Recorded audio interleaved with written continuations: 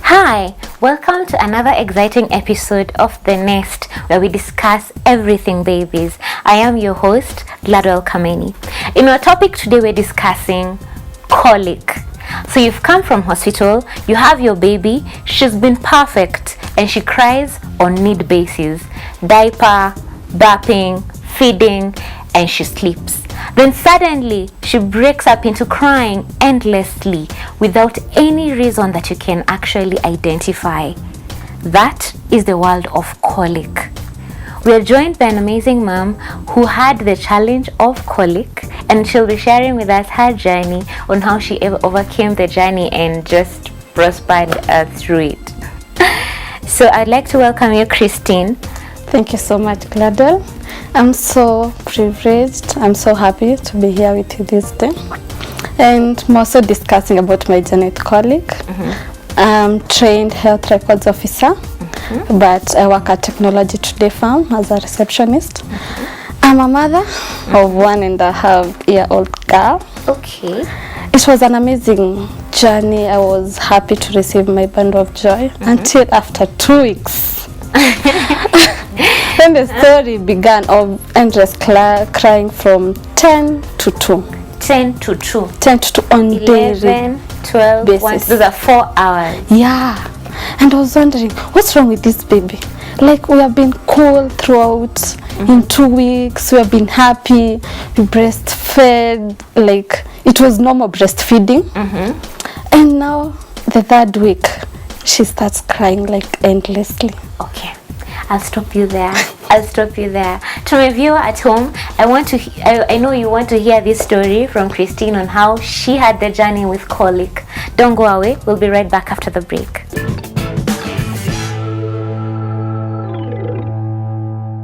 You're welcome back.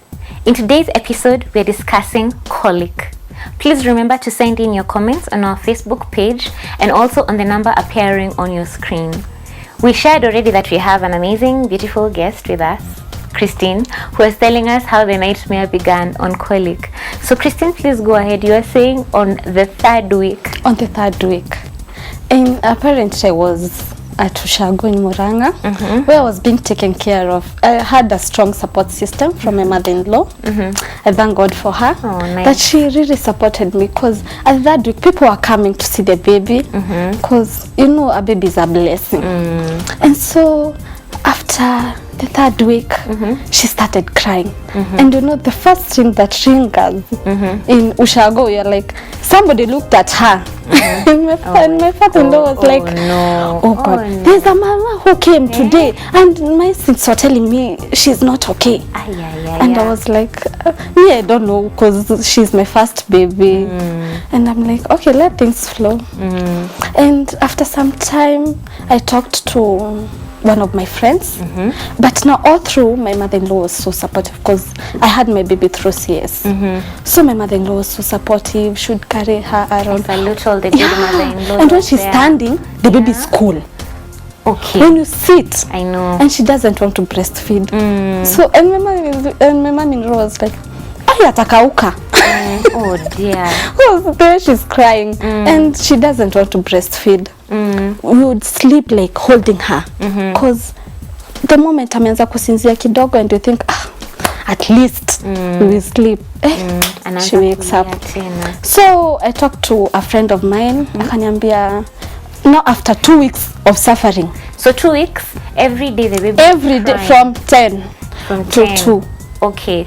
Yeah, and so when I talked to my friend after 2 weeks, she had given birth earlier. So at that time, sikuwa na like connection of who to talk to.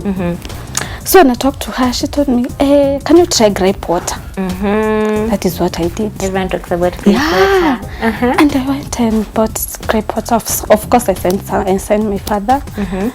He brought grape water. We gave her, but nothing changed. Like when you came, if you would visit during the day, you'd see like this baby is an angel. The most peaceful. Shouldn't cry even if you say. And so someone was telling me like, I would try the routine, the training, and for it I tried feeding her at the same time, trying to get rest, but nothing changed. Feeding her? Yeah, feeding her. And now in the process of feeding, I also discovered mom's feeding also affect the baby. So I would eat cabbage and jahe throughout, like dairy, and you take soup. You know, you are told all these things for milk production, and anything you are told, you are like, I'm taking it. Take it to the bank. Everything. And so I was taking those hard like proteins, and so everyone in Central in Jahe is standard. You know, everywhere when you talk about Moranga and Jahe, they are like in the same page. So after I learned about even diet, the way I was taking my food was affecting the baby. After like 3 weeks. Who told you? Just research. You just can call anyone, and I'm like, hey, which food are you taking? I talked to, she was a specialist in nutrition, and I was like, I'm taking jahe and cabbage because of digestion and not having. And she was like, Ebu, first of all, pause about jahe and nyama and soya and what? Can you just pause? And at least it improved. And when I went for my 6 weeks clinic, and I told the doctor, you know what, I think people say motherhood is amazing, but for me, I don't think there's anything like amazing in this whole period. And I talked to her, explained to her, and she told me, would you try Bonisan? Before you go to Bonisan, you were saying that you slowed down on the jahe. How long was that? Was it maybe after 3 weeks? After 3 weeks. So for the 1 week, you said the baby. For the 2 weeks, it was an amazing journey.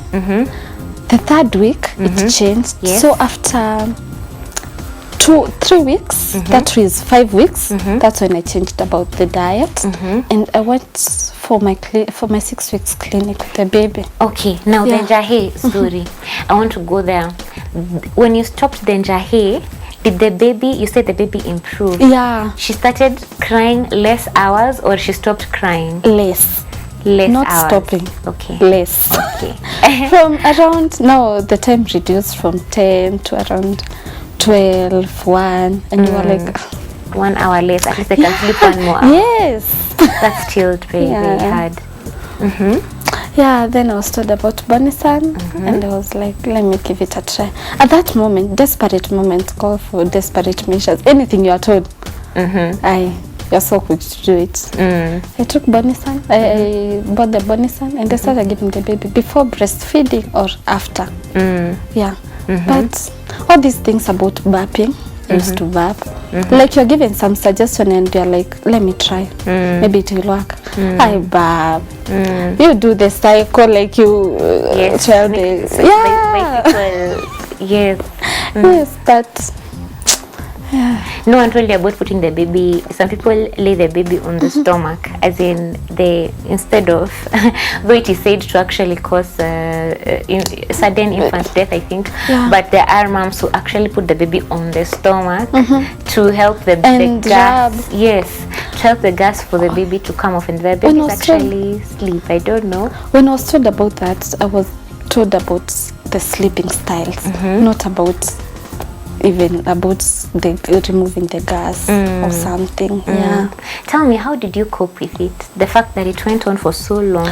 Some moms hear I mean, for me as a mom, when I hear my baby starting to cry, Glad, let me tell you the truth. I was always hearing stories about a mom throwing away the baby, giving away the baby for adoption. And I was wondering, how can you carry a pregnancy? Then you give birth and you're like, me, I'm done. You know, pregnancy, we see it as it's a whole lot of journey, but when you start thinking about it, if I didn't have a strong support system, I think I would have done the same, because the doctor tells you have a rest and you have to cook. I can imagine just that mom who is alone, and you're supposed to cook, you're supposed to take care of yourself, you're supposed to take care of this baby. It's at night, you're all alone, and the neighbors are like, hey, mama, we are not sleeping, please, can you take care of your baby? Maybe we should breast. I don't know. The worst thing comes when a baby cries, the mother is attacked, like nyonyesha mtoto. Yes. And at that point, if somebody told me like that, I would be like, hata we nyonyesha. Because I've done it, I've tried it, and it's not working. So I guess people should also take time and understand, where is this mom coming from? Like, I mean, what is she undergoing? Because some things are too difficult to handle on your own. You're talking about your support system, which was very rich, and you make me very curious to know how your support system was like. Who are this behind your mother-in-law? Oh, my mother-in-law, my husband was there to support me. My father-in-law was like giving 100. My parents, because they were far away, so they used to give a call, and they're like, did you get a rest yesterday? I'm like, I'm trying. But during the day, the baby we would just sleep. So at night, at least we are set, but also required, giving the case that I was a CS case, so you shouldn't sit for long, stand for long, I don't know. Yeah, but I was able to juggle along. So let me ask you about the when you went to hospital eventually and you were given Bonnie son. What did the doctor tell you? Did the doctor tell you maybe the courses? I mean, what? You know, the funny part, even they didn't explain what is all this about Bonnie son, like how does it help? I was just told, you go and try Bonnie son. And I was like, I didn't question. I also blame myself because I didn't question. And immediately, because I had done my research, Google came around. I know Google. And I was like, Colic, the baby cries the same time, day 1, day 2. And they explained all that, and they just prescribed. Okay. And did he tell you that you could actually go back to your njahe, cabbage, soup? Did you ask anything about the nutrition? Not really. You just the ones that I'm told stop. I'm like, stop. Yeah. And you never went back after the stop? Not really. Maybe after, when even I'd forgotten and the baby is school, I'm like, hiya. So I'm eating jahe again and the baby is not crying. So I don't know about this colic thing. And how does it come, like, why does it even affect the babies, like at night? At night is when they cry. I know. During the day, hey, they are the best. They're the best babies. Yeah. So the good thing is that we'll be having our expert joining us, and she'll therefore be able to answer all your questions, even to probably demystify for us why the babies choose to cry at that hour. And I also wonder. The question I have, because I also had a friend who was going through colic, and anytime I called her, the baby was crying anytime, and she just told me, "Oh, you keep talking. The baby cries. It's all right." And it makes me wonder, did you ever have any time where you were blamed for being a bad mother, or tell us about that? That's where the support system came from, because that's where the support system really helped, because they didn't judge me. First of all, they saw how much I was happy. You know, it's every joy of a mother to hold the baby and to cuddle, and you're like, you know, what people don't tell you about babies, especially when you do these baby showers and what, or like babies that are breasting, you'll be happy, you'll be like, I love like credible mom, you'll be a super mom. And I'm like, all these were wrapped away, and I'm like, no, this is real motherhood. Here's my bundle of joy. And so because they saw me, I was happy. Then suddenly I'm like, hey, mom, I didn't think baby should cry like this. Like, why is she crying? We have done everything that we could do. We would apply those mafuta ya nguruwe when people are coming to hold her. What do you mean mafuta ya nguruwe? See, because you are like, these people, they have bad omen. So you need protection, sasa. This is where the blood of Jesus comes in. And then suddenly she changed out of the blues. Okay, and now when you started the Bonnie son, it went kaput. Totally. But not like instant. It went improving. And eventually we slept throughout the night. Congratulations. Thank you very much. I think the other question I have for you, because I'm curious, is because you're saying the baby sleeps and is peaceful during the day. Yeah. Did you ever try to keep the baby awake more during the day so that by 10 they knock out? Yeah. You bathe, like I would almost bathe like twice, her twice. Yes. So that at least, and in Ushago, the sun is coming direct. And you try to take her out. People come, they bounce them. They say, asleep. And they're like, aki mtoto wako analalanga. Okay. Just those comments, they will be like, you are the people who are making this baby to wake up at night. I am happy that you're laughing, and I am happy that you conquered and went through the colic journey.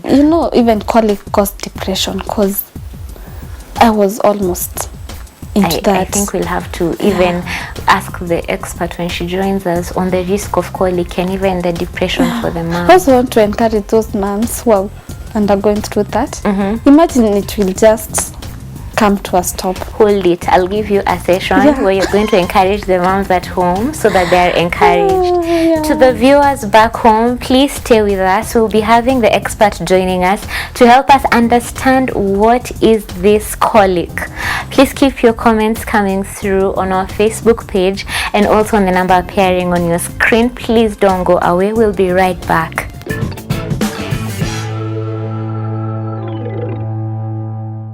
You're welcome back.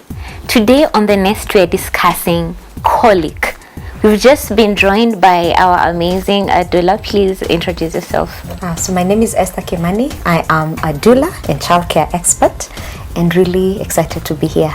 Karibu. Asante. For those who are just joining us, colic is the topic, and we've just had our mom here, Christine, sharing with us how hectic it was from week 3 until around week 6.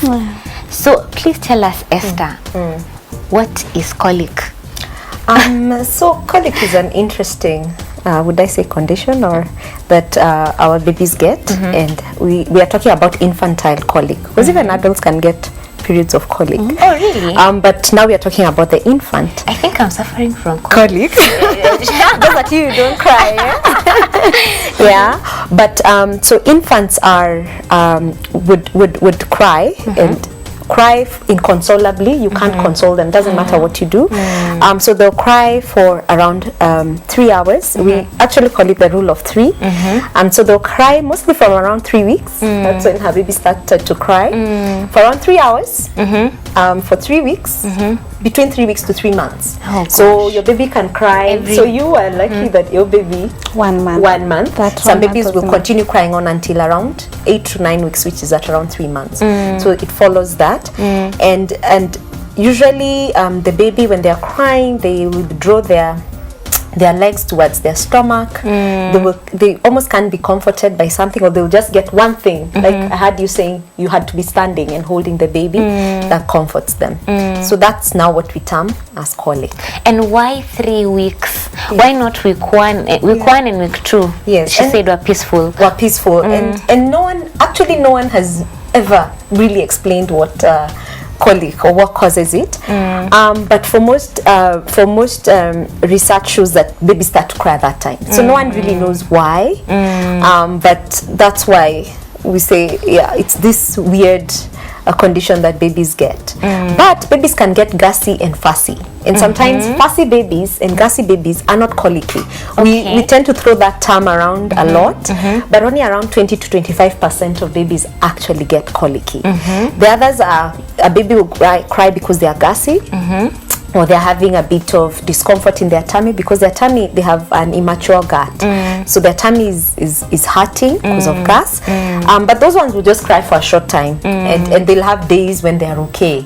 But colicky babies have a very systematic way, and they'll cry at the same time every night, and follow a certain pattern. So when you see that pattern is when we can actually say your baby is colicky.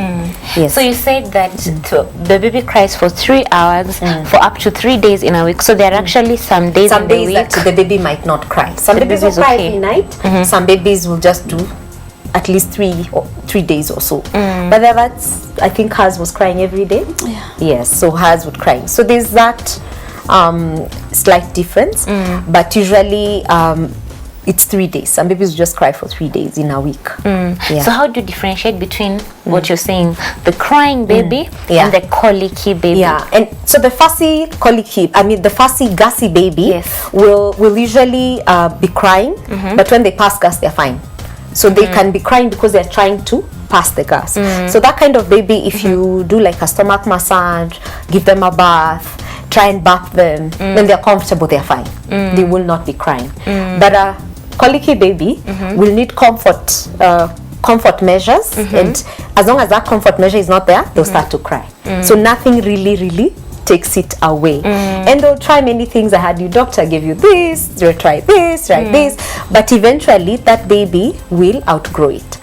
Some research kind of shows that it could be caused by baby's nervous system being immature. So some scientists have named it like the 4th trimester. Like that baby needed a bit more time in their tummy for their nervous system to develop. So you'll find that, especially for those babies, I think I had you asking that if we put the baby awake through the day, trying to keep the baby awake so that they can sleep at night, actually that makes it worse, because overstimulating the baby, you'd find the baby now crying even longer. Oh no. Yeah. So we actually say some of that kind of baby, keeping them awake actually makes them now cry More frustrated because they are overstimulated and their nervous system is immature. So they actually needed calmness and coolness and let them sleep during when they sleep, let them sleep so they can be more rested. Yes. So are you saying that, okay, I think my question is then at what point should you see a doctor? Because I think you're saying that the baby will still grow out of it eventually. So there's what colic does not, a baby who is colicky will not have a fever. They will be feeding normally. Okay. When they need to feed, yes, they'll feed. Yes. They'll be passing stool and urine as normal. Generally, everything will be normal. Yes. So you should see a doctor if your baby starts to get a fever. That's not from the colic. If your baby is not feeding well, if your baby is not passing urine or poop properly, if your baby is refusing to feed, so those tell you that's not part of colic. But a colicky baby, all other biological functions will be, the baby will be performing them as normal. It's just that this time they cry. Yes. Okay, taking you back to the fussy and gassy. Yeah. Is there any separation between a fussy baby and a gassy baby, or are all babies who are fussy gassy? Is it one term? Mostly, one of the things that makes babies fussy is gas. So they kind of go together. A baby who's not gassy, their tummy is okay, is rarely going to be fussy. They're gonna be okay. They're gonna feed and sleep and just basically follow a good pattern. So that's why they tend to go together. Fussiness and gassiness tend to go together. Yes. And a colicky baby might not be gassy. That's the thing. Okay. You can have this colicky baby who is not gassy. That's what we're talking about. That sometimes it's not related to the stomach. Okay. So that's the difference. Okay. So a colicky baby might be overstimulated. That's why they're crying. When you touch their tummy, it's soft. There's no gas. Yeah. So there's that difference. So that's why I say Kenyans, we tend to say colicky babies. Sometimes I'm like, I think that's just gas. So we massage the baby and get the gas out, and then the baby is happy. Yeah. Okay. Now she talked about someone telling her about grape water. I think every woman who has experienced a crying baby always talks about grape water. Yes. What is grape water? Okay, so grape water is derived, or all these other medicines that help with gas is derived from something called dill seeds that actually just help them. So one of the reasons why babies get gassy is that they're not able to pass gas like you. Their muscles are not strong. So the gas accumulates in the tummy and forms very big bubbles. Now the bigger the bubble, the less, because the baby is not strong, they're not able to pass it out. And of course now it builds in the tummy, and that's why when you touch a gassy baby's tummy, it's hard like a stone. It's really bloated, and that's what makes the baby cry.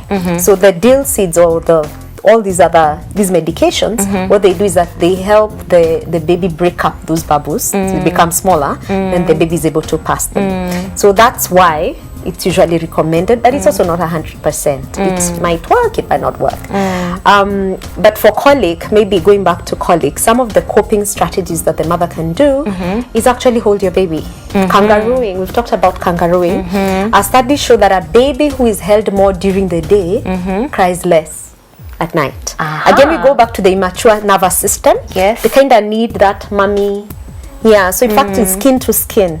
So wear your baby, call it wearing your baby. One day we will actually show it practically how to wear a baby. So wear your baby, that seems to reduce the amount of time that the baby will cry. The other thing that it could be related to now comes to where you are being told to avoid some foods. There's been some studies that show that the baby could be having some allergy or intolerance to something that the mother is taking through breast milk.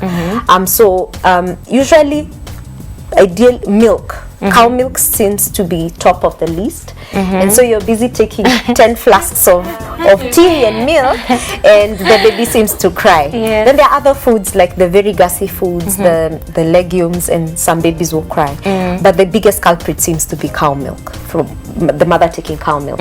Some babies will also cry if they're on formula. They could be reacting to something in the formula, and that makes them cry. So trying to just keep a food diary and notice that when I didn't take this, the baby seems to be calmer. So you're able to note which foods could be affecting the baby. The other thing could be what you call white noise. Seems to calm these babies. White noise, and it's because in the womb, you know, they feel like they're in water. So they have this feeling of So even there's some apps. So have some app that has that, you know, like the ocean, the sound of the ocean, a washing machine, that sound. So you can download those sounds, and when you put them next to the baby, it seems to calm the baby because it reminds them how they used to feel when they were in the womb. Water. So giving the baby a bath closer to when they start to cry, that seems to calm them down. And then avoid overstimulating the baby. So don't have the TV is loud, the music is loud, there are many people in the house, 10 people holding the baby, and that sometimes is what makes the babies cry, because everyone is excited. So there are people smelling different, the baby's sense of smell is heightened at birth, so they're all smelling different, so that can also overstimulate the baby and make the baby cry more at night. So those babies will like a cool, you know, not too much light environment, and they seem to. So have a winding down, maybe from around, because they do tend to cry more at night, because all these things have been happening during the day, so they peak at night. So from around 4 o'clock, calm down, maybe dim the house, let there be a bit less sound, put the white noise, and those babies seem to calm down a bit better at night. So Christine, you were telling us that you tried to create a routine for your baby and started washing the baby at a specific time. According to our expert, she advises towards that hour when the baby cries. At what time are you washing your baby? During the day, of course, when the sun is out. So yeah, if you can get a heater and so that it's nice and warm, and shower the baby in the evening. If you're up country, there's always that fireplace, where there's the kitchen where it's nice and warm. So take the baby there, shower them in the evening. That seems to calm them a bit better. Yes. But I think in such a case you need to be more careful about the carbon yes, but it's just for a short time. It's just a short time, and usually in those kitchens there's still some aeration going on, so it's fine. Tell me about how a mom can cope.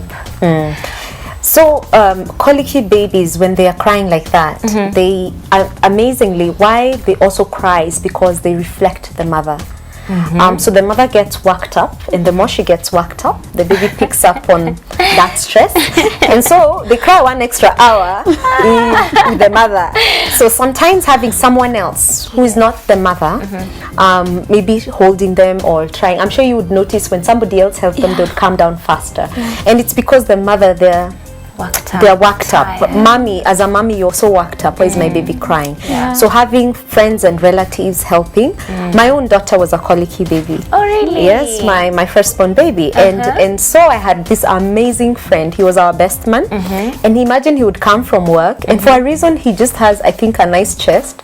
So he would come from work, because my daughter would cry from 7 to 9. So he would come from work. What? Come, take her, put her on his chest. And then she would cry on him. And they're best of friends even up to now. So you can have friends who seem to have that touch. I think best couples out there need to take notes. Best couples. Then have the things we're talking about. Check your diet. How can you be helping your baby by making sure your diet? The other thing that can also be making babies cry is our habit of breastfeeding the babies for a short time on each breast. And so we have what we call foremilk and hind milk imbalance. So when you breastfeed your baby, the first milk that comes out is called foremilk. And it's more of watery milk and tends to have more of water than the fats. As you continue on feeding, the fat content of the milk increases, and that becomes the hind milk. So the hind milk is richer in proteins, it's richer in fats. So sometimes some babies are crying because they get too much foremilk that is very watery and doesn't have enough fat, and so the satiety level, that baby feeling full is not so much. So we encourage mothers, make sure when you're breastfeeding your baby, feed your baby on one breast until you feel that breast there's nothing more Emptied. That's when you put them on the next one, so that they get that good balance between foremilk and hind milk. The other thing, as moms, take time off. Take time off. For me, when our friend would come, I'd actually take a walk, because I knew my baby is not hungry. My baby is just going through this time, and so I would take a walk, or he would take a walk with the baby and leave me and I nap take a break. And that helps, especially to babies who are colicky, because they cry more. The mother gets stressed, so there's a ripple effect. The mother can be prone to postpartum depression because of that. So you want to really, really protect yourself from that, and that means sometimes letting go, letting go and let other people help you, and that just helps you become at a better place. I know this is cliche, sleep when the baby sleeps, but because the baby is sleeping at night, sometimes you've been up the whole night and your baby will be up with you. So try and actually sleep or rest. Go take that nap with the baby. And sometimes moms are not able to sleep because you hear the baby just make a sound to wake up. So leave the baby with the nanny in the sitting room and go and nap, so that at night you'll have more energy to deal with the baby. Yes. So you need to take a break. Take a break. Okay, taking you back to the foremilk and the hind milk. This is 3 weeks. The baby is, for example, in her case, the baby was only 3 weeks old. Yes. The baby gets full very fast. Anashibaraka. Yes. So how do you ensure that they get the hind milk? The hind milk. But they also feed often. So it means when they feed, you probably need to feed in an hour. So put them back on the same breast. Yeah. Okay. If the other one is very full, you can express and store that milk. Yes. But just put the baby back on that breast to allow the baby to get a more fuller, more of the hind milk. For babies who are not adding weight properly, we actually tell the mom to express a bit of the foremilk, a bit of the light milk, and then put the baby on. That's another way the mom can do if you have a lot of milk. Just even hand express a little of the milk. When you see the milk starting to become more white, and now put the baby on the breast. Yes, so that the baby can get more of that hind milk. Yes. Okay. Yeah. I'm not sure if you have learned anything, and what would you have? I love I've done things a bit. because I could imagine I would take a liter of milk every day. So because when Moranga milk is not a problem. That could have been the trigger for the baby. Yeah. Secondly, taking a walk or taking a nap, you always hear this sound of the baby crying. Yes. People would tell me, just sleep, the baby's okay. But you sleep and you're hearing God and you feel so guilty. I was like, I'm sleeping, my baby's crying. So be kind to yourself. I would actually go to a neighbor's place and nap sometimes. and I sleep for 30 minutes. When I come back, I am feeling energized. This baby, bring on this baby. It's okay, mama, come, I hold you, you know. Yeah. So give yourself as a mom a break. It is fine because you need to be mentally healthy to take care of your baby. If you don't take care of them, then you cannot take care of the baby. It's like the aeroplane where they say put the oxygen mask first before you put it on your baby. So that's the same thing. Take care of yourself first and you'll be a better mom to this baby. Yes. Wow. Okay, our time is actually running out. And therefore, to the viewer back home, I just want to remind you, please take care of yourself. I think that's the biggest checkout, because as a mom, you give, and you're here trying to just make the baby stop crying, and you do not realize you're passing on the negative energy that you have to this child. Please remember, it is skin to skin. That's key. At this point, I'd like to really thank Esther, our doula. I think you're just amazing. We long to see you every time and hear from you. Thank you for having me. Thank you so much, Christine, for joining us, and thank you for your beautiful story. Thank you so much. At this point, I just salute your very strong family. Thank you so much, viewer, for joining us. Please send us your feedback, comments, and any questions. I'd also like to thank our guys behind the camera who make this possible. Thank Islands Hotel and CTN. I am your host, Gladwell Kameni. Until I see you again next time.